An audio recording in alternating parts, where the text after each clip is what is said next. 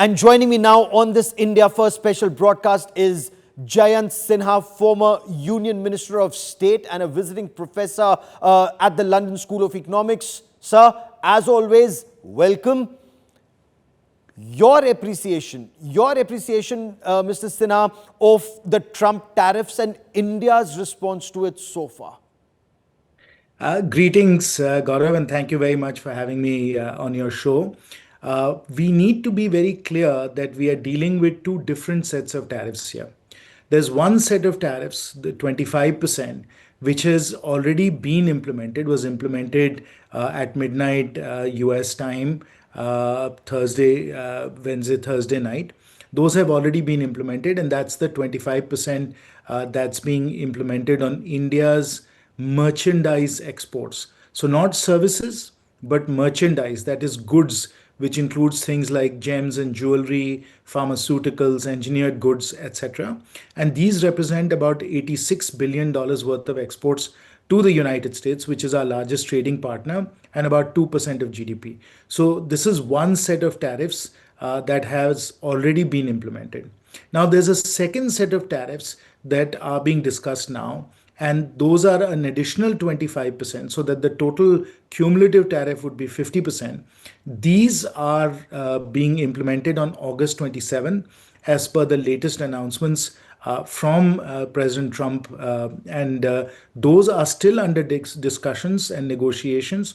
Those have not been implemented yet. So I think it's very important for viewers to understand that we're talking about two different sets of tariffs. And the logic behind these two different sets of tariffs are also quite different. And the processes for resolution of these will also have to be different. So it's very important to understand those. One, which has already been implemented, and the second set that is being spoken about to be implemented on August 27th. Now, Prime Minister Narendra Modi, speaking at the MS Swaminathan Centenary International Conference, said India will never compromise on the interests of farmers, fishermen, and dairy farmers. The Prime Minister said, I know we will have a price to pay, and a very heavy price, but I'm ready for it. What's that heavy price that we may have to pay for this, sir? The Honorable Prime Minister is absolutely right. There can never be any compromise on our national interest, and he deserves enormous appreciation for the principled and courageous stand that he has taken.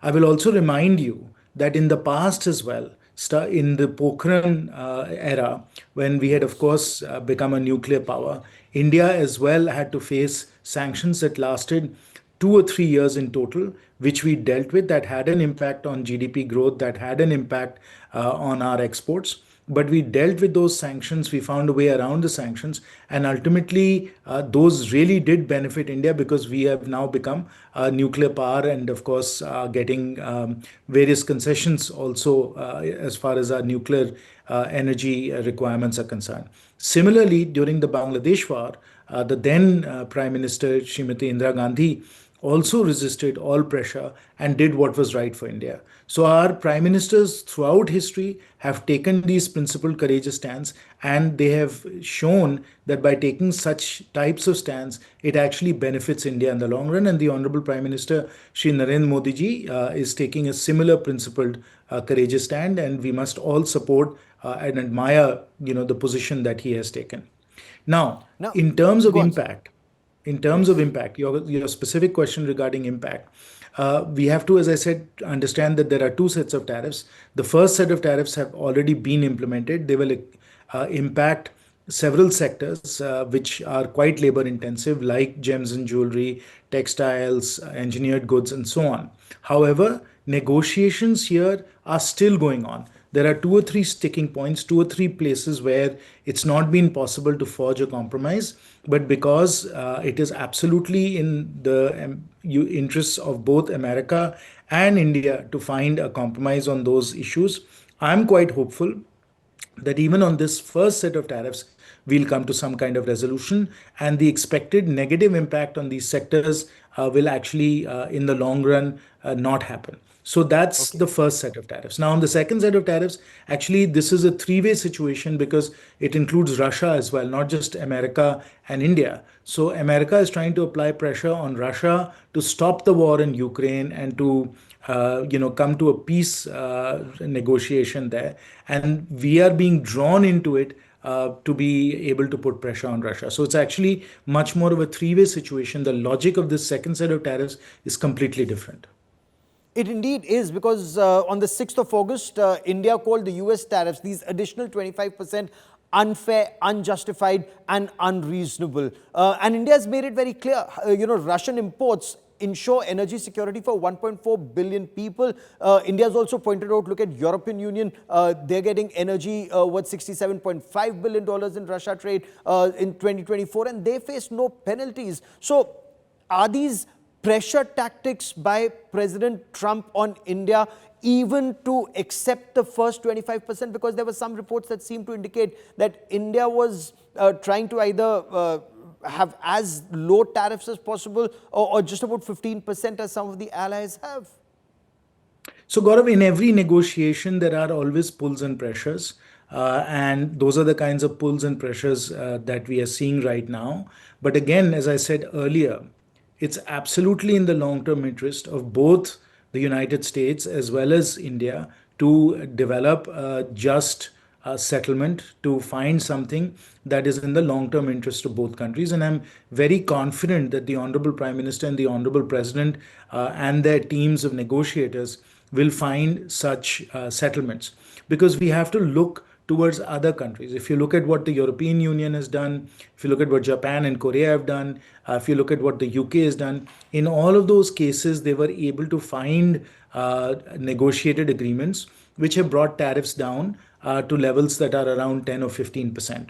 So that's where things have ended up in these other negotiations. And I'm very confident that once we deal with the sticking points, which are around agriculture, they're around dairy, they're about defense purchases, they are about buying American oil. Once these kinds of issues are settled, that we will be able to get a competitive tariff structure which is in the range of 10 or 15%. So I think that process is ongoing. I'm very sure that that process will come to a successful conclusion. Now, on the second set of tariffs, which are related to Russian oil, there the story is more complicated, because it does require Russia to forge some kind of ceasefire, some kind of peace with Ukraine. And of course, President Trump is applying pressure there as well to bring parties to an understanding. And so again, we have to wait for this process to play out rather than undertake some kind of a knee-jerk reaction. And of course, our ministers, our prime minister, are all very, very seasoned negotiators, very, very seasoned in these kinds of discussions, and they are absolutely laying out our national interest, while at the same time saying that they are absolutely open to a fair and just settlement. So you mentioned, the post-Pokhran sanctions that America had imposed on India in 1998, 1999. The situation, of course, started changing post-2000. But 1998 and 1999, when the Kargil war happened and post-Kargil, our entire Sea King and Sea Harrier fleet was grounded because spares were not coming from the United States of America. It took 25 years to build a relationship where India and America could start trusting each other. But this imposition of tariffs, or talk of sanctions, if I may, will that not bring that suspicion back again, that if we buy American military hardware, they may put sanctions on us once again, and we will not have access to critical spares when we require them most? These challenges are always there, and they are there with any country from whom we import defense equipment. But of course, please understand that the other country that is an exporter of defense equipment also recognizes that it's a competitive marketplace, that if these kinds of pressure tactics are implemented, then for them to be able to be seen as a reliable supplier will also be compromised. So ultimately, these situations do get resolved. Even in the Pokhran case, ultimately, the situation did get resolved, and we forged an even stronger and better understanding post that. So again, as geopolitical events unfold, as geopolitical situations develop, these kinds of challenges do come up continuously. But again, because it is very much in the interests of both the United States and India to have a good, durable settlement of these matters, I'm very confident that we will find a road out. We will find a way to come to a fair settlement here as well.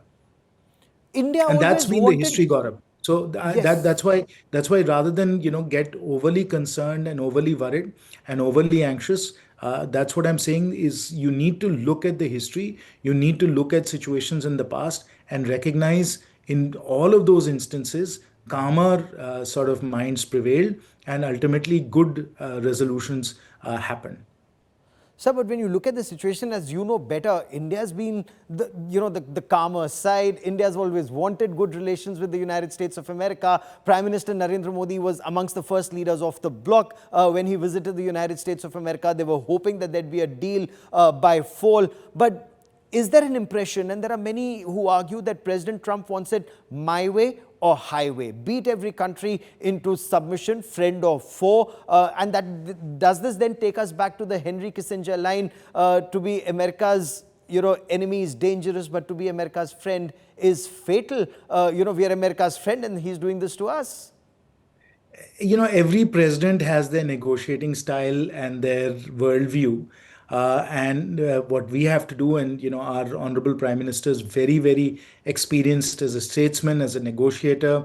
He's dealt with multiple presidents, and so we will be able to, I'm sure, find a good understanding here as well. We understand that different presidents have different styles. They have different national interests and, of course, domestic constituencies that they have to deal with as well.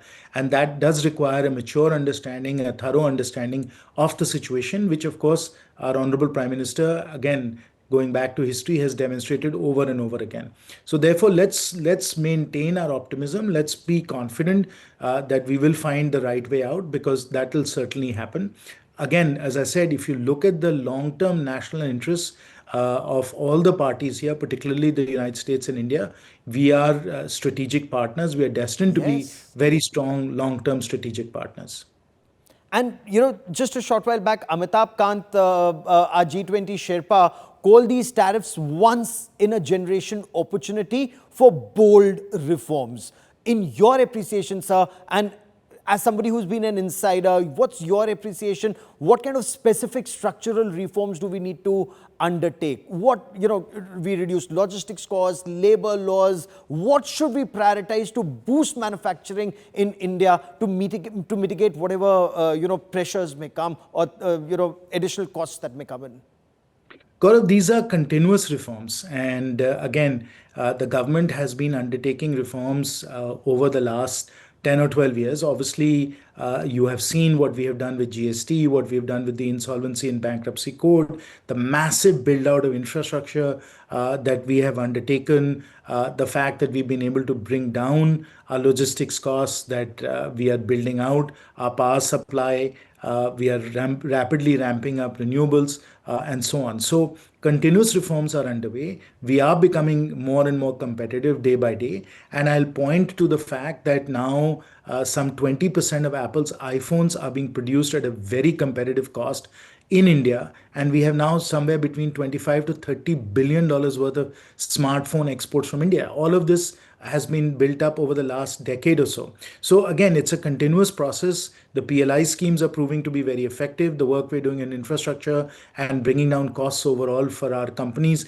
is proving to be very effective, and these will continue. The big opportunity, I think, here, Gaurav, is actually increasing trade with other countries, because even as the US is rethinking the terms of its trade and how it wants to be a trading partner, other countries such as the UK, Japan, Korea, the European Union, of course, are forging for free trade agreements with each other.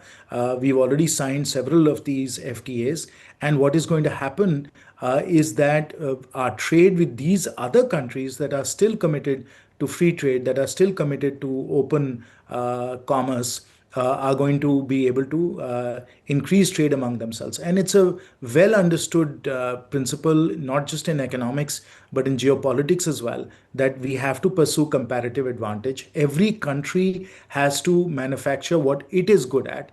And Okay. by doing that kind of trade, everybody does well. So the doctor should be a doctor, the teacher should be a teacher. You can't, try and combine the two together. So every Sure. country has to specialize in its industries. Let me just take one more question or a couple of more questions, if you permit. Mr. Sinha, Congress MP Shashi Tharoor labelled these tariffs a major blow to our exports. Now, he's suggesting if things don't work out, then you put reciprocal 50% tariff on US goods. Should India adopt that retaliatory approach right now? Or, is your suggestion to remain calm, focus on negotiations on the 25th of August and perhaps try and secure as many exemptions as we can for key sectors, pharmaceuticals, others, when the US delegation comes here? There are two approaches that various countries have followed.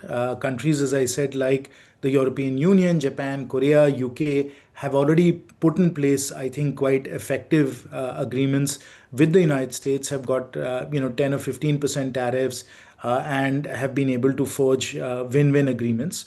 There are other countries like China that are pursuing a more adversarial approach with tit for tat tariffs and so on. I think at this stage, we are much better off pursuing more optimistic resolution, aiming to do what, let's say, the UK, which is only 10% tariffs, by the way, or Japan and others have achieved. I think that sets the stage for much better, more, I think, enduring trade relationships and trade ties. And here again, I would counsel all those that believe that we should take a more adversarial approach, that our relationship with the US is much broader than just merchandise trade. And the tariffs that we're talking about pertain only to goods. We have a tremendous amount of export revenues that we're generating from services from the United States. We have capital flows from the United States. We have foreign direct investment from the United States. We have defense interests as well. So taking into account the overall relationship, we are far better off finding a positive resolution as opposed to getting into an adversarial situation. So I think it's clear, and I think that is exactly why we are pursuing this negotiated approach to find positive outcomes as opposed to taking an adversarial stance. The Prime Minister is likely to head to China for the Shanghai Cooperation Organization Summit. External Affairs Minister would be heading to Russia shortly, we're told, and the NSA is already there. What is the signal that India is sending out in your view, sir? That we are very much willing to discuss and find good outcomes for everyone. I think we all recognize, and we did this through the G20 process as well, and through all of our international negotiations, that our principle is Vasudhaiva Kutumbakam, and it's one earth, one family, one future, that if we all work together, then we will all benefit. And that, I think, has always been our approach, and we are continuing to pursue that approach.